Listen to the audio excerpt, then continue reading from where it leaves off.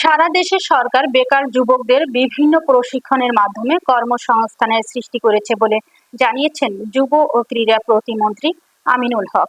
বিস্তারিত থাকছে বাবুল আহমেদের প্রতিবেদনে। দুপুরা সাভারের ব্যাংক টাউন এলাকায় যুব উন্নয়ন একাডেমি ও যুব উন্নয়ন অধিদপ্তরের উদ্যোগে কৃত্রিম বুদ্ধিমত্তা ভিত্তিক প্রশিক্ষণ যুব সমাজের উন্নয়ন শীর্ষক কর্মশালার উদ্বোধনী অনুষ্ঠানে যোগ দিয়ে তিনি এই মন্তব্য করেন। এ সময় তিনি আরো বলেন, বেকার যুবকদের বিষয়ে বর্তমান প্রধানমন্ত্রী তারেক রহমান অনেক কর্মসূচি হাতে নিয়েছে।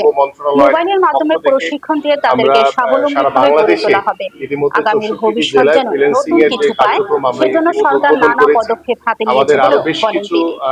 এ সময় উদ্বোধনী কর্মশালায় আরো উপস্থিত ছিলেন যুব ও ক্রীড়া মন্ত্রণালয়ের সচিব মাহবুব উল আলম, যুব উন্নয়ন অধিদপ্তরের মহাপরিচালক ডক্টর গাজী মোহাম্মদ সাইদুজ্জামান, যুব উন্নয়ন একাডেমির অধ্যক্ষ সেলিম খান আমাদের সরকারের কিছু পরিকল্পনা রয়েছে যে কেয়ার গিভার কিভাবে প্রশিক্ষণের মাধ্যমে আমরা দেশে এবং বিদেশে আমাদের যুবকদেরকে কর্মসংস্থানের ব্যবস্থা করে দিতে পারি, কিভাবে মোবাইল সার্ভিসিং এর প্রশিক্ষণের মাধ্যমে আমাদের যুবকদেরকে আমরা কর্মসংস্থানের ব্যবস্থা করে দিতে পারি। পাশাপাশি আমরা তৃতীয় একটি ভাষাকে সর্বোচ্চ গুরুত্ব দিয়ে সেই ভাষার মাধ্যমে আমরা কিভাবে আমাদের দেশে প্রশিক্ষিত হয়ে যারা বিদেশে বিভিন্ন কর্মসংস্থানের জন্য যায় তাদের সেই ভাষা প্রশিক্ষণ যদি আমরা আগে থেকে দিয়ে দিতে পারি, তাহলে তারা তাদের যে কার্যকারিতা বা তাদের যে যে জায়গাটি সেটা তারা খুব সহজভাবে তারা সেখানে কাজ করতে পারে।